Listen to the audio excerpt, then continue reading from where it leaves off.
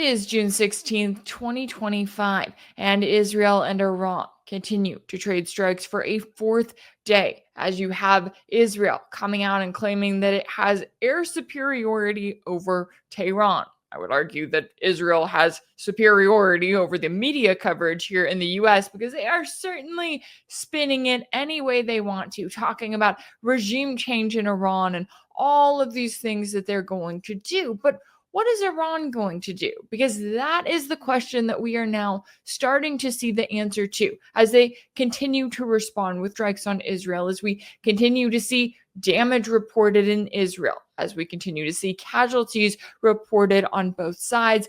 And as you have these reports, of course, that the US is getting ready and making moves to directly enter this war instead of just the support that they've had for Israel this entire time. So what could that mean for where tensions are headed? Well, we got into all of the latest with a special guest earlier, so let's take a listen to that conversation now. Joining me now to discuss is Laith Marouf, a Palestinian-Syrian journalist and host of Free Palestine TV based in Lebanon. Laith, thanks so much for taking the time to join me. Great to be with you, Rachel. Now, I want to get your take on the latest here as Israel and really now the US are engaged in an all-out war against Iran. As Israel and Iran continue to trade strikes for a fourth day, we're seeing casualties reported on both sides. But now Israel is claiming that it has destroyed more than 100 surface-to-surface missile launchers in central Iran and therefore achieved air superiority over Tehran. What do you make of this claim? Is this about Israel trying to almost kind of tell the media to look over here to detract from the damage that Iran has been able to carry out in Israel? Yeah, I mean, from day one, part of the Israeli-American attack has been this psychological warfare. If people remember, within the first hours of the beginnings of the attacks on Iran, the American leadership was telling the Ayatollah to just surrender, that we killed everyone around you, just give up now. And we've heard this claim of full control of the airspace over Iran by the Zionists repeated over and over. But what we know now from the reality and the truth on the ground in Iran is that the vast majority of attacks, over 80 somewhat percent of the attacks that are happening, are being conducted by infiltration and spies that have been planted on the ground. Over the last 24 hours, the Iranian television and have showed at least 3 factories of drones and hideouts of these infiltrators that include ATGMs. And this is what has been really happening. All the attacks that we see inside Tehran and the deeper cities that are not on the border with Iraq have been conducted by these ATGM attacks, including the assassinations on the first night. It was somebody with a shoulder-mounted ATGM firing within the neighborhood on the buildings where these generals and scientists were sleeping with their families. This is why Iran wasn't expecting. I know a lot of people are wondering why these assassinations happened. Why were these people not hidden somewhere? Because they were in Tehran. They were not on the border. There's no way for Israel to assassinate them through an airstrike as it did in Lebanon. And now we have even proof that the assassination of Haniya inside Tehran, the leader of Hamas a year ago, was actually conducted again by one of these attacks from somebody on the ground. So Iran has managed to capture all these infiltration, majority of them squads, and captured most of their assets and weapons. And this is accelerating. So the first minutes of shock that we saw and the maneuverability of Israel on the ground in Iran is now becoming very limited. And given that their airstrikes are happening from Iraqi airspace with these Golden Horizon missiles, ballistic missiles fired from a jet, they have a very short limit of where they can hit inside Iran, then this is why the US is having to enter the battle now, because all of that propaganda and fantasy of that the chosen people have the ability to hit you anywhere they want to has now been debunked. Yeah, and I think that that's a great point. And it's also interesting to see that psychological warfare, right? This idea that Iran is having to fight this dual war of you can't trust anyone in your country or anyone outside of your country. And it has been notable. I know that there's been a lot of footage on social media showing the destruction that we've seen in Israel from Iranian attacks. I guess suddenly the Israelis claim to care about any form of civilian casualties or destruction in residential neighborhoods. But how do you view the damage that Iran has been able to inflict so far and kind of what that tells us about their broader capabilities, but also what Israel is doing on its end? Yeah, the Iranian strategy up until now has been to escalate in stages and to deplete the resources that Israel has. So, what we saw on the first day, for instance, first night, the Iranians used a couple of hundred old ballistic missiles that forced the air defenses of the whole West combined that is stationed in the region, as well as the Israeli air defenses, to reveal themselves. And so we had that wave of slow drones that forced every radar and every battery of air defense to activate, and with them those ballistic missiles. And that painted everything in red, basically, all the targets. And we saw the first night just maybe around 5 hypersonic missiles hit very important air defense batteries and radars in this pathway. And then the second night, we saw an increase of the number of hypersonic missiles.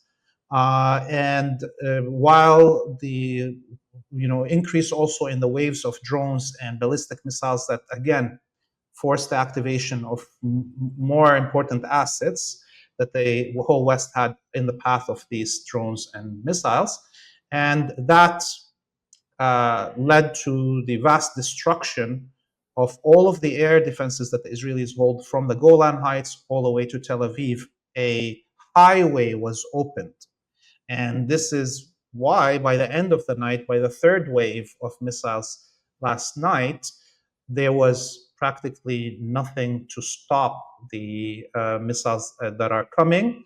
And we saw the destruction of the majority of the port of Haifa, the electric plant just north of Haifa also. The Israelis have only 2 electricity plants in the whole country. And the major transformers in Hudayra in the north of Palestine that distribute the electricity to the Golan Heights and the north of Palestine. So since last night, the Israelis lost half of their capability of electricity generation. They've had to activate the electricity plant south of Tel Aviv on 24 hours, and the Jordanians and the Egyptians, the treacherous regimes of Jordan and Egypt, increased their electricity pumping into the grid inside the Zionist colony, cutting electricity from their own population. So now there's electricity, blackouts in both Egypt and Jordan just to keep the Israelis under light. And so tonight we should expect that the other electricity plant that the Israelis have and the high transformer lines that come from Jordan and Egypt to be hit. Look, I think right now already the Zionists are defeated in their battle with Iran, and this is why we see a rush of American air fuelers coming with waves of NATO jets to the region. We saw since last night 25 air refuelers fly out from the US towards the region. These are the ones that we see their transponders turned on. So we will find ourselves in a direct American Western attack on Iran momentarily. And I think the biggest fear right now that the Israelis have is the possibility of infiltration from other forces. I know everybody watched those videos in Tel Aviv and Haifa and the mass destruction, but more than 60% of Iran's attacks last night were on Israeli bases on the border with Lebanon and in the Golan Heights. And people in South Lebanon, around 20 kilometers, 15 miles away from the border, their homes were shaking and they could see the explosions on the border. So right now, the Israelis have to worry about more than just Iran's missiles. Their whole frontline defenses in the Golan Heights and South North Lebanon, Palestine, are very vulnerable right now. Wow, that's really interesting, and I'm glad that you bring that up because that's another thing that I was thinking about, the fact that, Israel has been in this position, it's carried out, it is really implemented this regional war, right? It's carried out genocide against the Palestinians, it has been bombing Lebanon, and all of that has kind of been this glass house that has stood for so long. But then they've gone to Iran and they've said, okay, we want direct war. And Iran is like, okay, well, we can target you here, here, and here. And guess what? We still have this overall axis of resistance that can target you from all of these different areas right around your border. And this is the fight that you picked. And now, when it comes to the reports that we're seeing that Iran is keeping its most modern ballistic missiles for a wider war, is that about the US potentially getting involved in some of these other, American, British, French bases in the region that Iran could be targeting? How do you see kind of the position that Iran is in right now and how it's choosing to escalate based on how Israel and the West respond? I watched a few interviews of the new command within the Iranian military on Iranian television, and a few things that we should note from what they said. One is that they already knew that the United States is trying to fool them during these negotiations and that the attack was going to happen.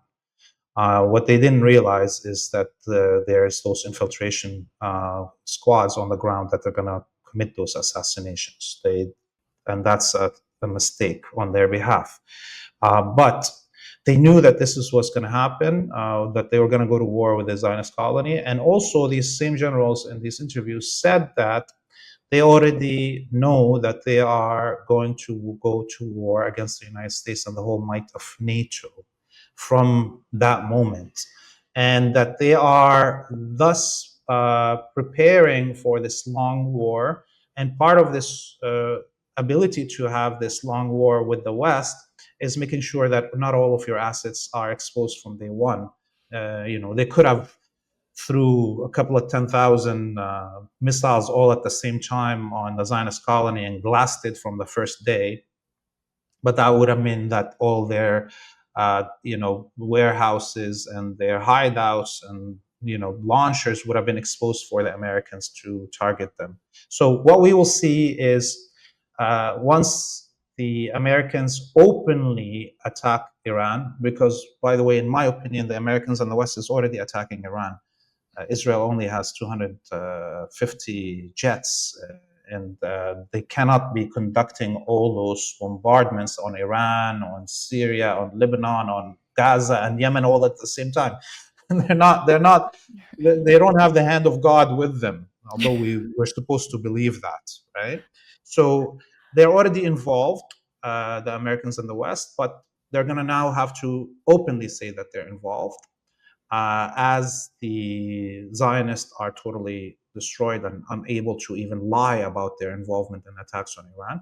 And once that happens, I think the Iranians will first and foremost attack all the airfields in the region. They will not be attacking American bases at the first stage. And they will be attacking all the refineries for jet fuel and the holding facilities for jet fuel in the region. We saw the Iranians do that on the first day in Israel, by the way. The second night, On the second night, before the destruction of the Haifa port yesterday, on the second night, the Iranians destroyed the refinery that specialized in jet fuel in the Haifa port and the facilities all across the colony of distribution and storage of jet fuel. Okay, so that gives us an indication of what the Iranians are going to do in their first stage of responding to any direct Western attack on it. And thus, I would say the airfields in Cyprus that the British have in their occupied territories inside Cyprus. There's two parts of Cyprus that are occupied by the Brits, and where the majority of the command and control of the air operations right now is happening from there. Those will be the first airfields and jet fuel storage locations that will be attacked. And then if the US dares to openly fly out of airfields in Qatar or Saudi or Bahrain or the Emirates, then they will be attacked also. And that's going to drag us, of course, into a full oil crisis in the world, even before attacking the oil fields of the Gulf. Yeah, that is something that I would think that those kingdoms that have been very supportive of the US and of genocide have, that they should be keeping in mind as they're watching this play out. And I'm also curious too when it comes to the political element here, because I know that when I talked to you just a couple of weeks ago, we were talking here about the Knesset being on the verge of being dissolved altogether, right? Netanyahu being in political trouble. And one thing about Netanyahu, anytime he gets into any kind of political trouble, he's like, all right, what war can I start? And here we are with war on Iran. And kind of what you were talking about earlier with, Israel's electricity being impacted. I know that there are reports out there saying that Israelis are being forced to stay and that they are going to be forced to stay, now being used as human shields, ironically. How do you view the position that Israel is in and kind of how long they are going to be able to stand with everything that is happening, really the consequences of their actions starting to come back home? Yeah, I'm glad you brought that up. The Haaretz newspaper is saying the Israeli authorities have banned any airlines from allowing Israelis on board to depart under any reason. So we saw a rush of 2 million Israelis trying to buy tickets to leave. And that's why the Zionist authorities are freaking out. They already have lost like 1.5 million settlers over the last 2 years that ran away to the West. And another 2 million would mean more than 50% have left. And there's no more state at that point. And so right now we see a rush of these colonists to the ferries that take people to Cyprus. So there's all booked ferries. There's a rush to the borders with Jordan and Egypt, and the treacherous Jordanian and Egyptian regime are helping these Zionists leave.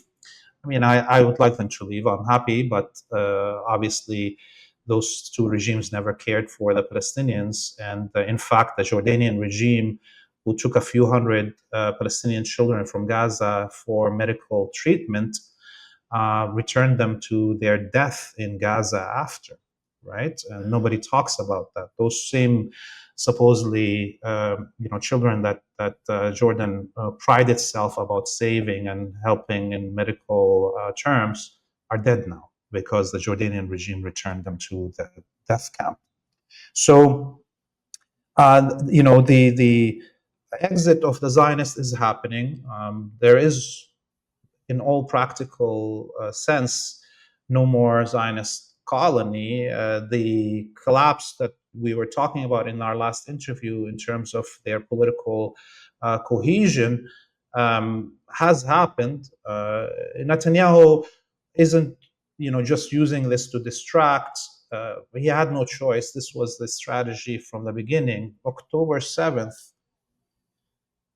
there was a ragtag militia of 2,000 fighters that defeated the Israeli military that captured 12 Israeli bases and killed or captured 12 Israeli generals. The Americans had to send generals to the command and control to actually run the war from day one.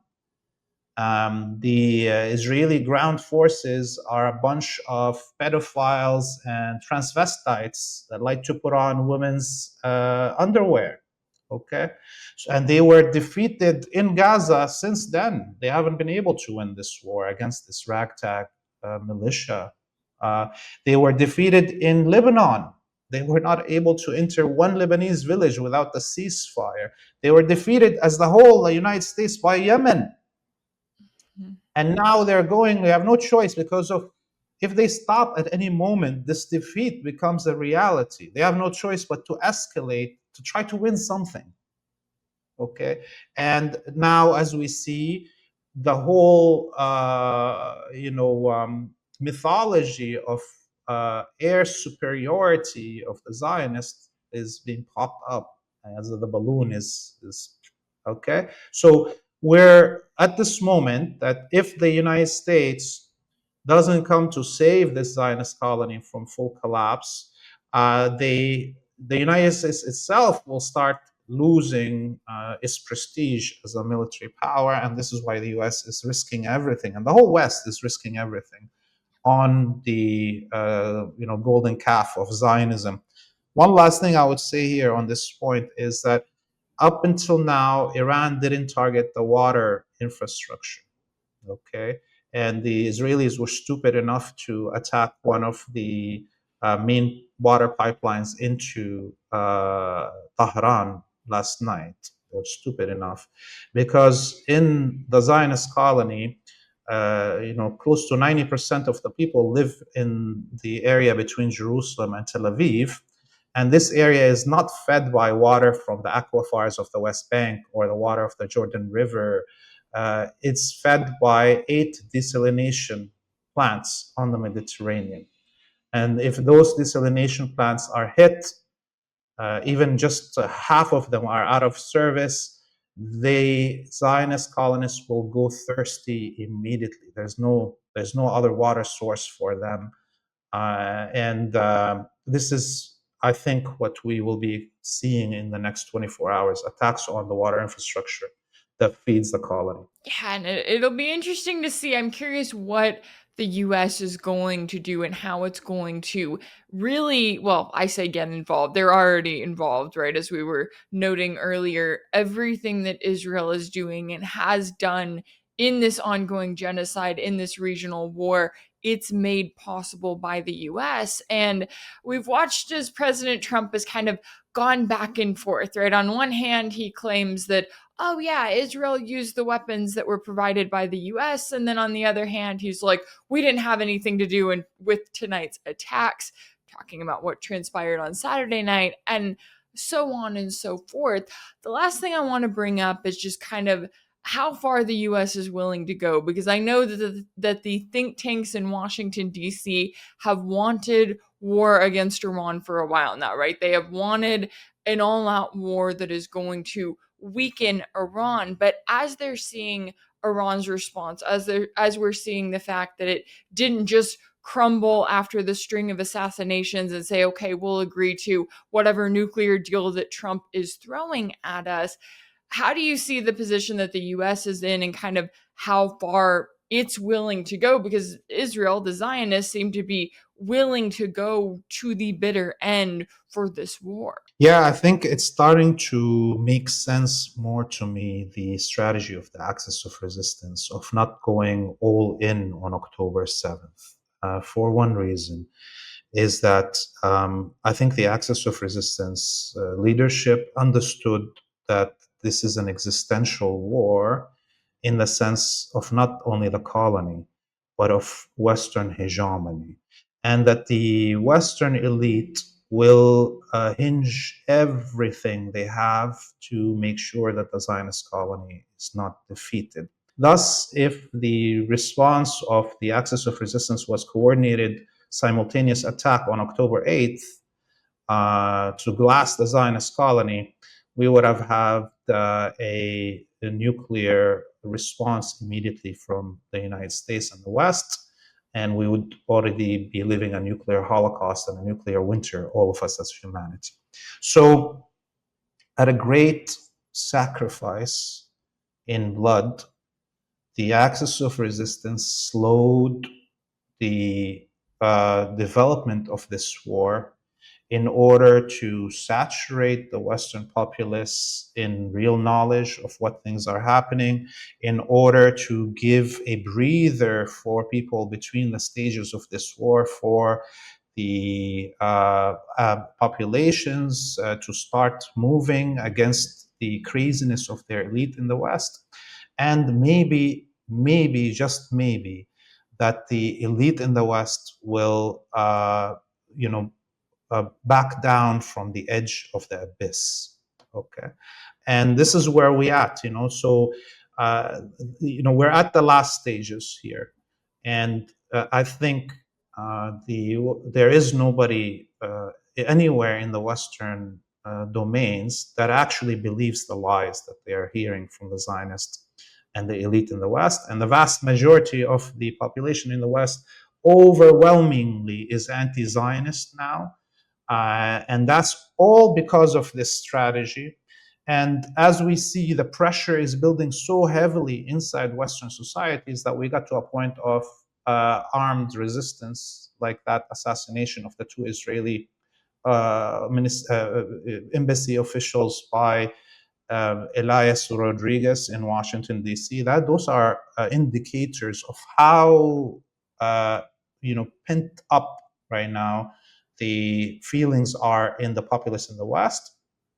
And that's the United States, which is a country that doesn't have many Muslims or Arabs like France or Europe, for instance. So we can understand that if the West right now takes us to this war, which it will happen, I expect violent resistance to rise inside Western societies. It's not what I want, but this is what's going to happen. And that wouldn't have happened if Iran and the axis of resistance went all in 2 years ago, 20 months ago. And so there is still a chance for us to return from the abyss.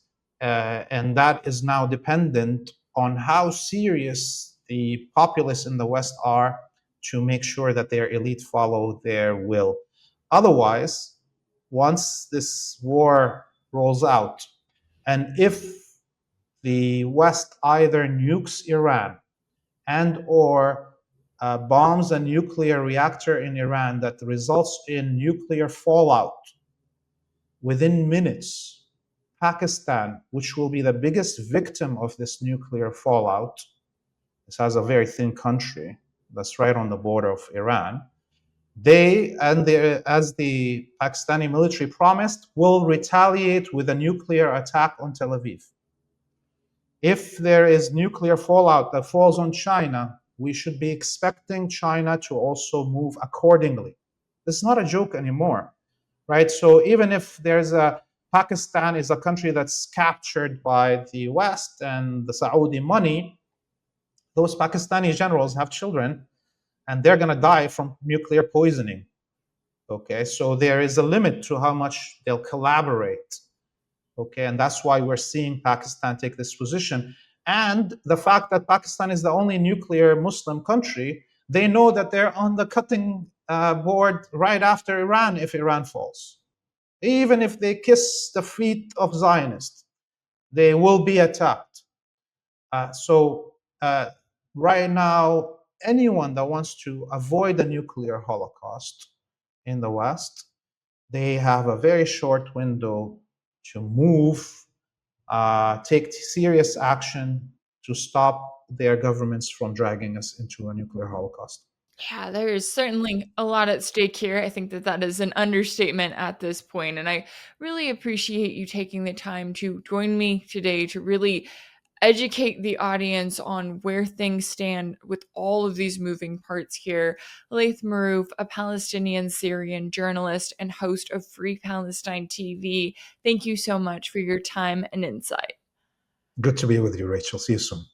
If anything in this video resonated with you, be sure to like it, share it with your friends, leave a comment, and as always, don't forget to subscribe. And if you want to keep up with all of my work, make sure that you're subscribed to my page on Substack. That's rachelblevins.substack.com. That's where you'll find ad-free videos and new weekly episodes of my exclusive series for paid subscribers called Sanctioned. You can also check out Sanctioned over on my page on Patreon. That's patreon.com/Rachel Blevins. As always, thank you all so much for all of your support, and I'll see you next time.